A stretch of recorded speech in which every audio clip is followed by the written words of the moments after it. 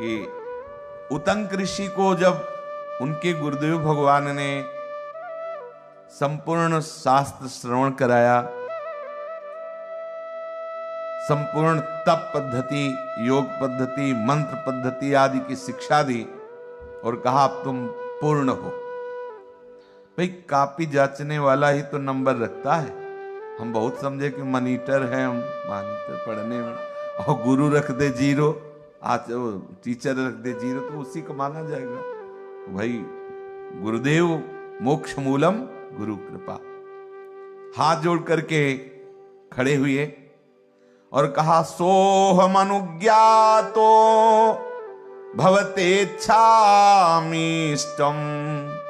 गुरुवर्थमुपहर्तुमिति तेनैव मुक्त उपाध्यायः प्रत्युवाच वत्सोतंक उष्यतां तावदीति। आज्ञा मिले गुरुदेव, आपको मैं क्या आपकी अभीष्ट गुरुदक्षिणा भेंट करूं, आज्ञा दीजिए। उतंक के ऐसा कहने पर उपाध्याय बोले बेटा कुछ दिन आश्रम में और रह लो, बस यही दक्षिणा है और क्या है। कुछ दिन और रहे, फिर कहा भगवान अब आज्ञा दीजिए क्या गुरुदक्षिणा है, कौन सा प्रिय कार्य करें, कौन सी प्रिय वस्तु लाएं, कौन सी प्रिय आपकी आज्ञा है जिसका मैं सांगोपांग पालन करूं। उपाध्याय ने कहा, गुरुदेव ने कहा कि वत्स वैसे मेरे हृदय में तो कोई इच्छा नहीं, पर तुम बार बार ऐसा कह रहे हो तो जाओ गुरु पत्नी से पूछ लो। हम सब ऋषियों की संतान हैं, जितने भी बड़े बड़े महापुरुष ब्रह्म प्राप्त करके फिर पत्नी को स्वीकार करके और सृष्टि, इसीलिए अपने लोग जब कभी उच्चारण करेंगे गोत्र बोले भरद्वाज गोत्र, शांडिल्य गोत्र, गर्ग, ये जो वंश परम ये आचार्य कोटि के जो महापुरुष थे वो उनसे संतानें उत्पन्न हुई, सब ऋषि संतान है। उन्होंने कहा हमें तो जैसा संदीपनी जी ने ठीक वैसे ही हमें तो कोई आपके बार बार कहने पर भी समझ में नहीं आया कि क्या, तो आप अपनी गुरु माता से पूछें कि क्या उनकी इच्छा है, जो बतावें वही गुरुदक्षिणा है। गुरुदेव के ऐसा कहने पर उतंक ने जाकर गुरु पत्नी को साष्टांग प्रणाम किया और कहा कि गुरुजी से गुरुदक्षिणा के विषय में पूछा तो उन्होंने आपके ऊपर कहा है। गुरु के ऋण से उऋण वही होता है जिसको गुरु उऋण कर दे। ठीक है, जा आप आज्ञा कीजिए। गुरुदेव ने आज्ञा करी कि आपकी जो इच्छा हो बोले और हम उसको पूर्ण करें। ऐसा कहने पर गुरु पत्नी ने कहा कि एक बहुत ही प्रतापी राजा है पौष्य, और उनकी पत्नी के कान में बड़े ही दिव्य कुंडल हैं। अब हम सोचते हैं कि वन में रहने वाली वनवासिनी की हम पत्नी, प्रतापी राजा पौष्य की पत्नी के कुंडल हमारे लिए ला दो। ये माताओं बहनों कुछ ऐसा होता है कि उनको ये श्रृंगार की प्रिय, अब उनको लगा कि अब कहां जंगल में कंदमूल फल खाने वाले ऋषियों की हम पत्नी, कभी एक बार तो पहने। प्रतापी महाराजा पौष्य की पत्नी, और वो बहुत पतिव्रता और बहुत ही तपस्विनी थी। उनके कुंडल, और कुंडल कोई साधारण नहीं थे, बड़े दिव्य कुंडल थे, वो हमें लाग करके प्रदान करो, यही गुरुदक्षिणा है। उन कुंडलों को शीघ्र ले आओ। आज के चौथे दिन पुण्यक व्रत होने वाला है, उस दिन कानों में उन कुंडलों को पहन करके ही हम ब्राह्मणों को भोजन परोसेंगे, ऐसी हमारी इच्छा है। चौथे दिन, 4 दिन के अंदर आ जाना चाहिए। मेरा मनोरथ यही है, जाओ तुम्हारा कल्याण हो, गुरुदक्षिणा की पूर्ति करो, उनके कुंडल लाओ। गुरुपत्नी के ऐसा कहने पर उतंक ऋषि ने साष्टांग प्रणाम किया और गुरु चरणों का चिंतन किया कि हमें तो कुछ ज्ञान नहीं है कैसे लाना है, अब आप ही हमें सामर्थ्य भी देंगे। तो आगे मार्ग में जा रहे थे तो एक विशालकाय बैल मिला और उसमें बैठा हुआ एक पुरुष। उतंक ऋषि से कहा, भो उतंकै तत्पुरीशमस्य ऋषभस्य भक्षयस्वेति स एव मुक्तो नैच्छत्। सुनो, इस मार्ग से यदि निर्विघ्न जाना चाहते हो तो बैल का गोबर खाओ, तभी आप जा सकते हो। गोबर खाने की इच्छा कोई होती है, उनका खाओ तभी आप जा सकते हो। जहां आप जा रहे हो बहुत दुर्लभ कुंडल हैं।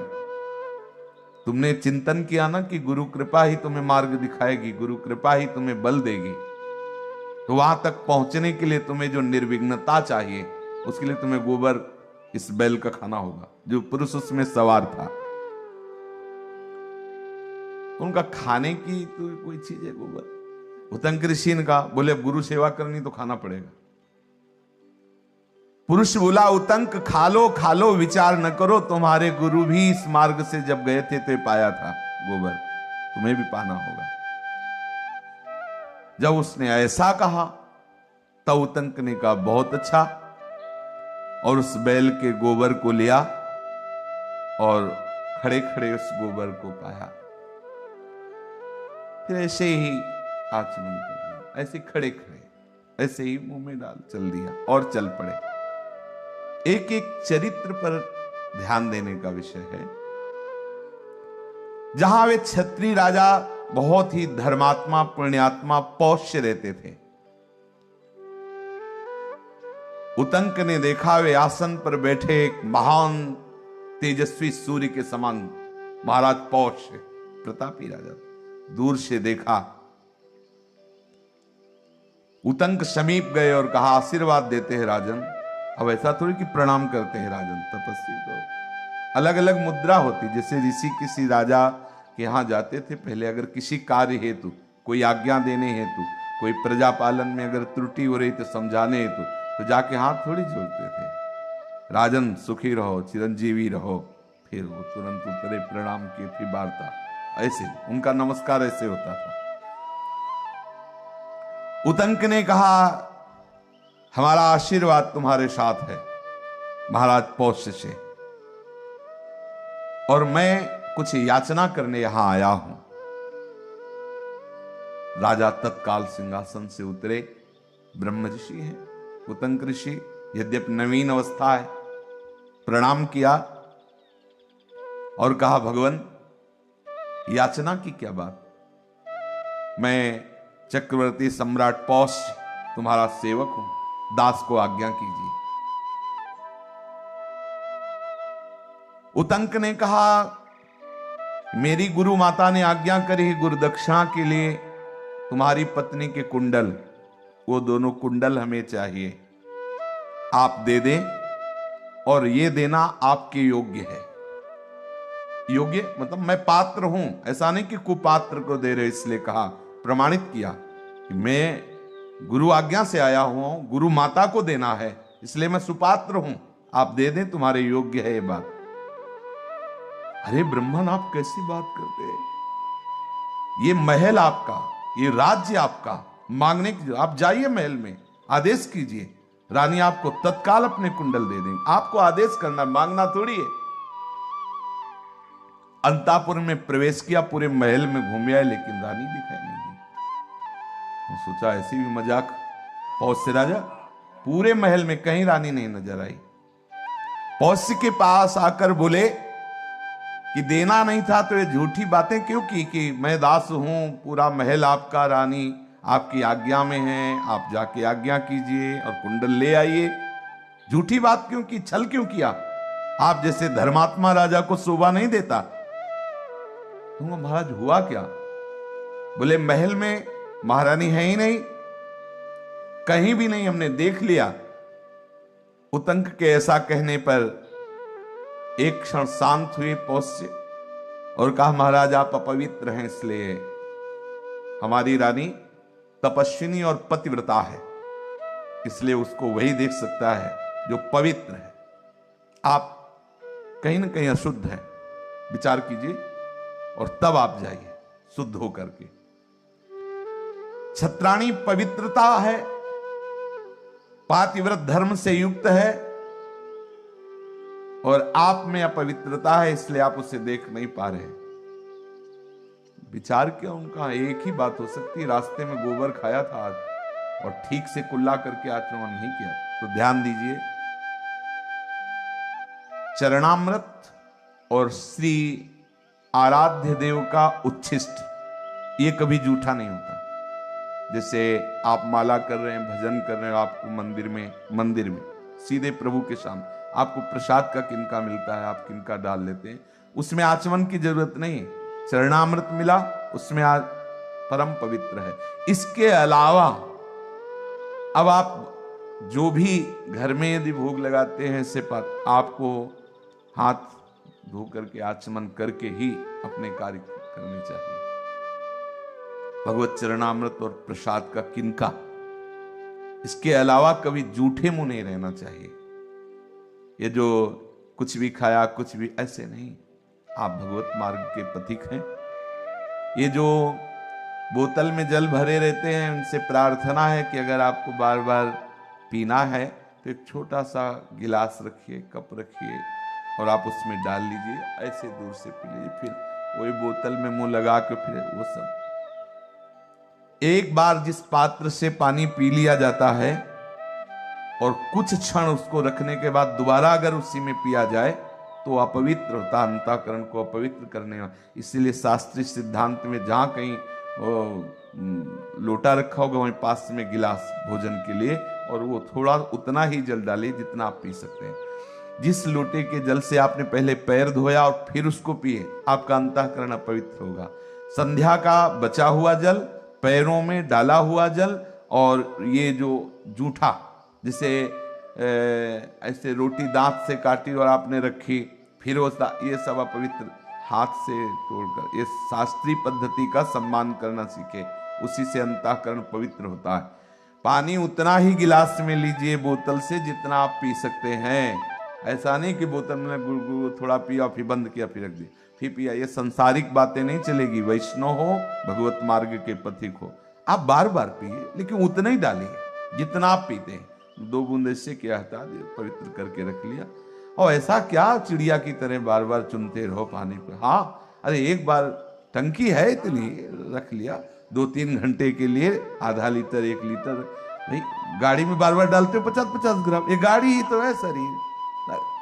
1-2 बार भोजन का रखो और 2-3। बाबा तो एक बार ही लेते थे 24 घंटे में जल भी। राधा बाबा बाल्टी गिलास से आता था जल साबले और इकट्ठे रख लेते थे।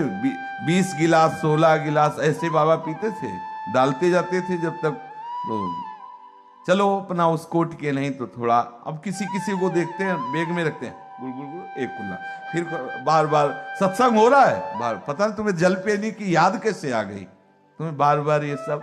तो इसे आप ऐसा मान लीजिए कि यदि आप अपवित्र मुख रहेंगे तो नाम में रुचि नहीं रहेगी। देख लेना, जब एक पतिव्रता पत्नी का दर्शन नहीं हो सकता तो हमारे इष्ट का कैसे दर्शन हो सकता है। इसलिए सावधान, बड़ा शुद्ध। वैष्णव जनों को देखिए ना कैसे आचरण से रहते हैं, कैसी पवित्रता रखते हैं।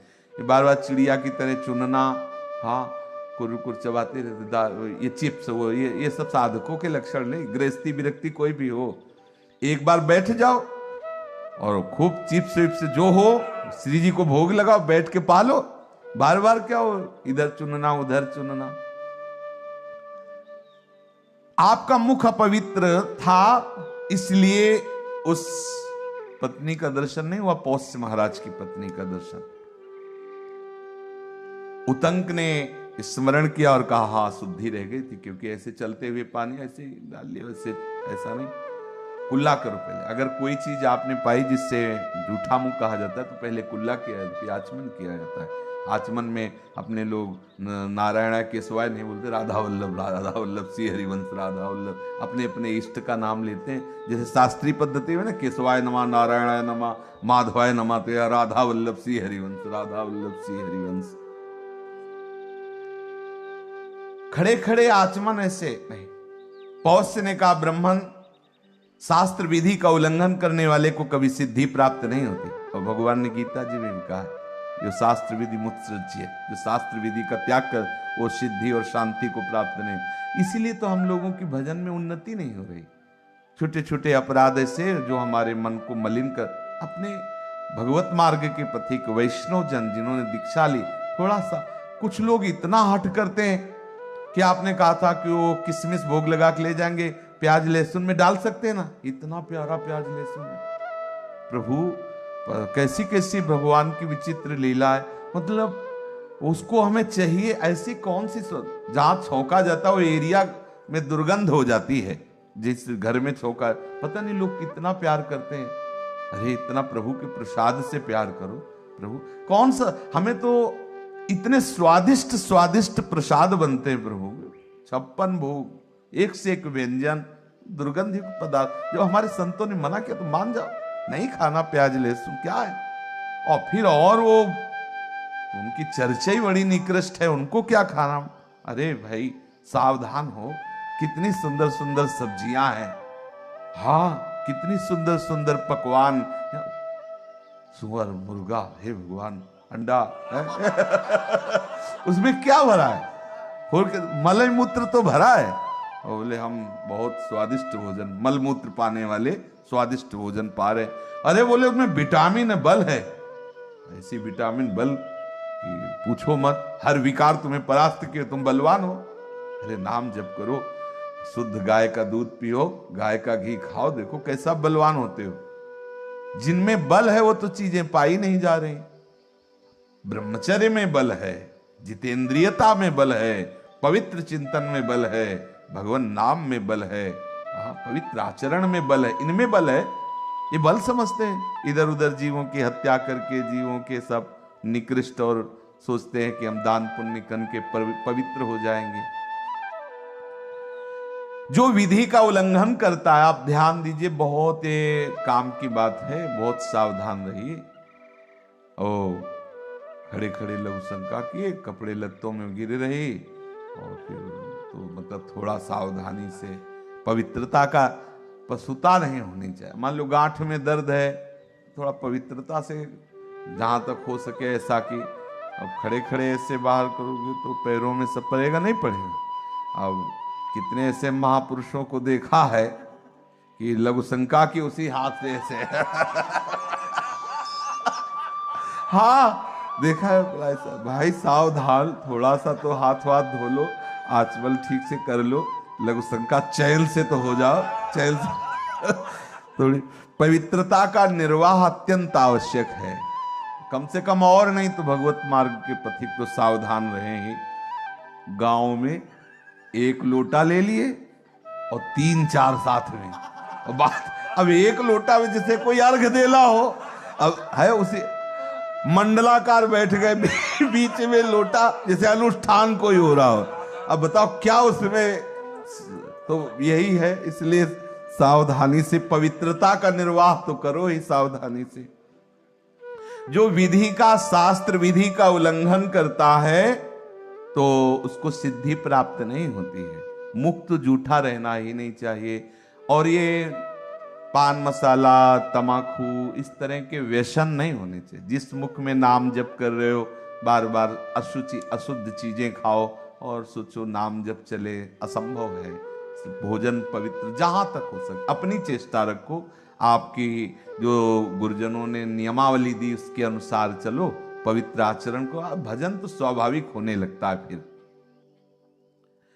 उतंक से उन्होंने कहा कि आपसे कोई गलती हुई, अशुद्ध है, तो उन्होंने स्वीकार किया कि हाँ हमने खड़े खड़े ऐसे ही कर लिया, आचमन नहीं किया। अब वो हाथ पैर धोए, मुंह धोए। अच्छा, भोजन के समय बड़ी पवित्र शैली होनी, आजकल तो बहुत और उत्तम शैली, जूता भी नहीं उतारते ही नहीं। मतलब भोजन को कैसे, तभी तो बुद्धि काम नहीं कर रही। हमारे यहाँ कैसी पद्धति है, बढ़िया लिपे पुते आसन पर फिर बैठे, जैसे गाय के गोबर से लिपा हुआ है। संतों को पहले बुलाया जाता था और सुंदर आसन डाल दिया, हाथ पैर धो करके पवित्र होकर भगवान नाम उच्चारण करते हुए समर्पित, भगवत समर्पित प्रसाद फिर उसे मौन होकर पाओ, ऐसा। अब यहाँ मान लो टीवी आदि चल रही है, चिंतन प्रपंच का हो रहा है, न हाथ धोए हैं, न पैर धोए, न भगवद अर्पित है, न भगवत चिंतन, वही पशुता सवार हुई। जो हमारे अंदर दिव्यता आनी चाहिए वो इसीलिए नहीं आ रही। हम थोड़ा पद्धति से चलें।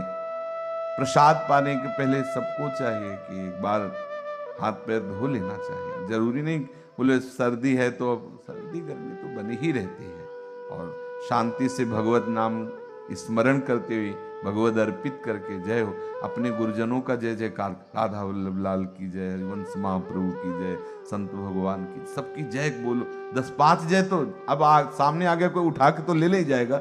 हाँ, थोड़ा चैन से, हाँ, नाम कीर्तन, तो उससे क्या होगा कि आपकी बुद्धि रोज का रोज भागवतिक होती चली जाएगी। इसका रहस्य है।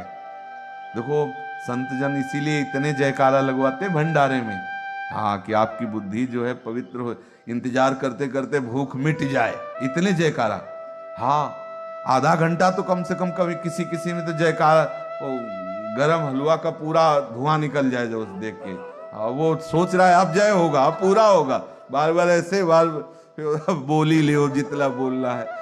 मथुरा वृंदावन की जय, राम कृष्ण की जय, पूरे जितने अपने भारत के है ना, सब भगवत अवतार, भगवत रूप, सब जय जय जय, फिर प्रसाद। तो उससे क्या महामंगल।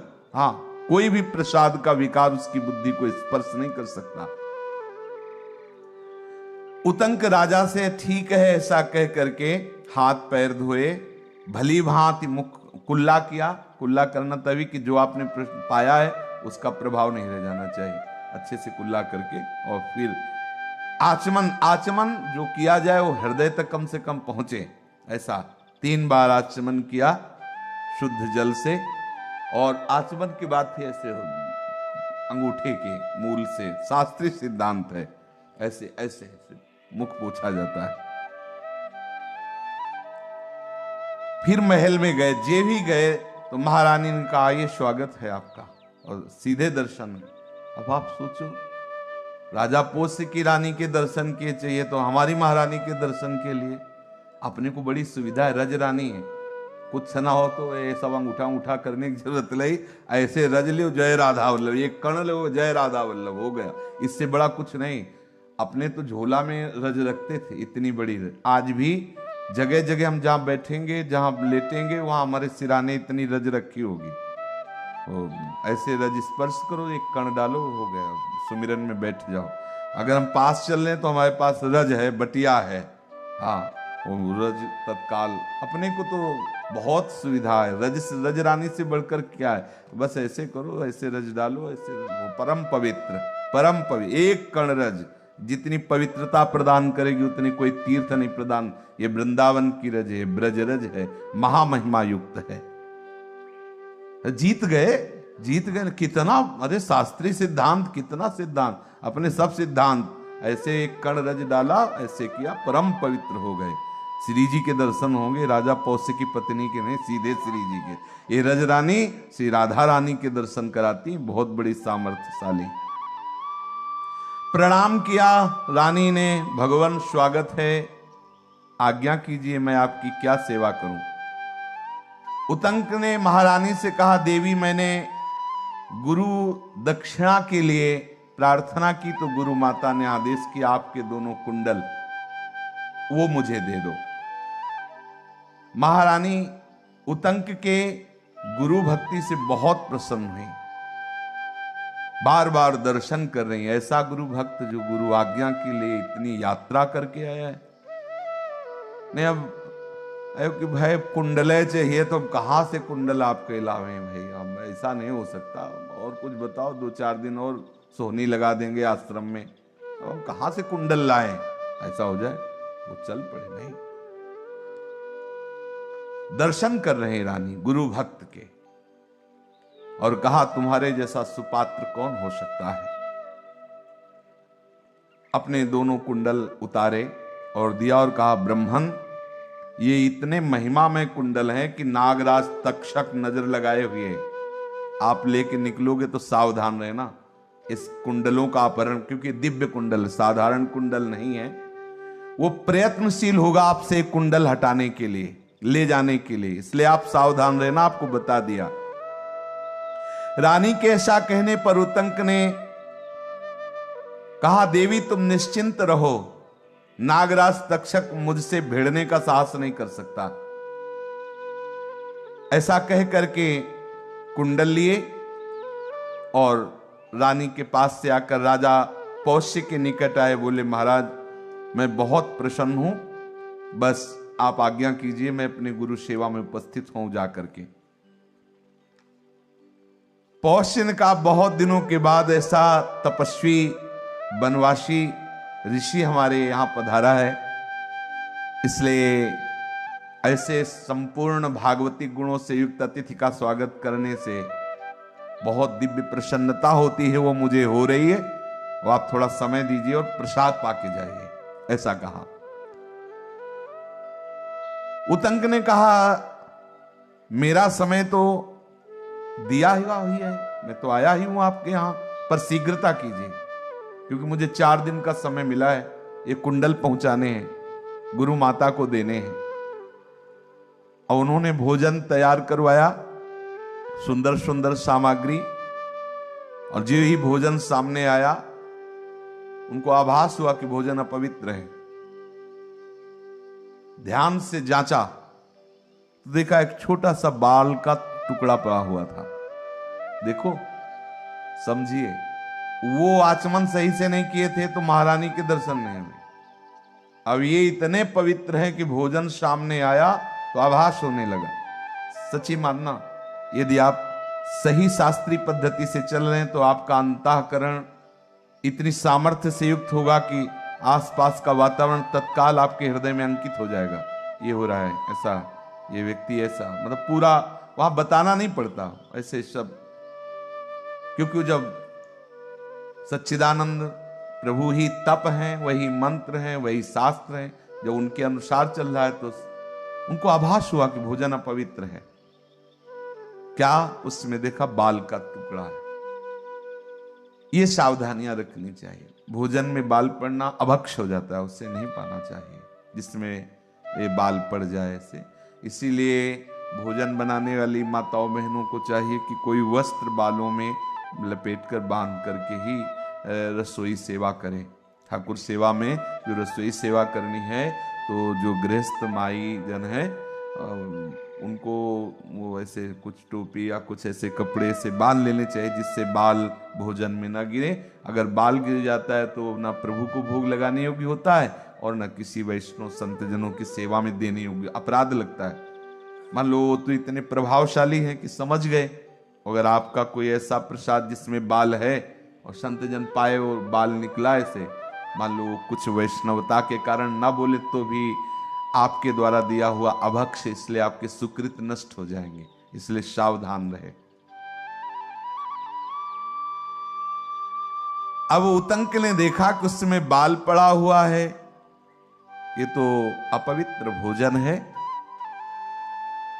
राजा से कहा कि आपने मुझे अपवित्र भोजन का निमंत्रण क्यों दिया? यदि निमंत्रण दिया तो आपको सावधानी रखनी चाहिए। आप रसोइया के पास जाकर उसे शासन के द्वारा समझाते कि ऋषि का भोजन है, आप स्वयं निरीक्षण परीक्षण करते, ऐसे ही भेज दिया। पौष्य, मुझे तुम अपवित्र अन्न दे रहे हो। पहले क्या था कि ये जो ऋषि महात्मा जन, उनके नाक में गुस्सा होता था, यहां जरा में बस, तुम आंखों से अंधे हो, बिना देखे हुए अगर हम पा लेते तो हमारा सारा तप नष्ट हो जाता, इसीलिए तुमने निमंत्रण दिया। जाओ, आंखों की ज्योति तुम्हारी नष्ट हो जाए, साफ दे दिया। महाराज उतंक ने, राजा घबरा गए, उन्होंने हाथ जोड़ा और कहा, महाराज हम कोई रसोइया थोड़ी कि हमसे अपराध बन गया। भाई राजा है, राजा हो तो निमंत्रण आपने दिया है, आपको देखना है, अपराध आपका माना जाएगा, आपने अपराध किया, फिर भी आप दूषित अन्न हुआ तो उसको अपराध में इतना बड़ा हमें दंड दे दिया। आपको ज्ञान नहीं, आपने क्या हमें दंड दिया? जीवित हमारी आंखें ही पूरे जीवन अंधे रहेंगे। तो जाओ, हम भी महाराज कहते हैं कि आपको संतान सुख प्राप्त नहीं होगा, क्या जानो तुम जंगली बाबा जी, जाओ तुम्हें संतानहीन होने का हम साप देते, क्योंकि वो भी ये हुआ करता तो पहले सापा सापी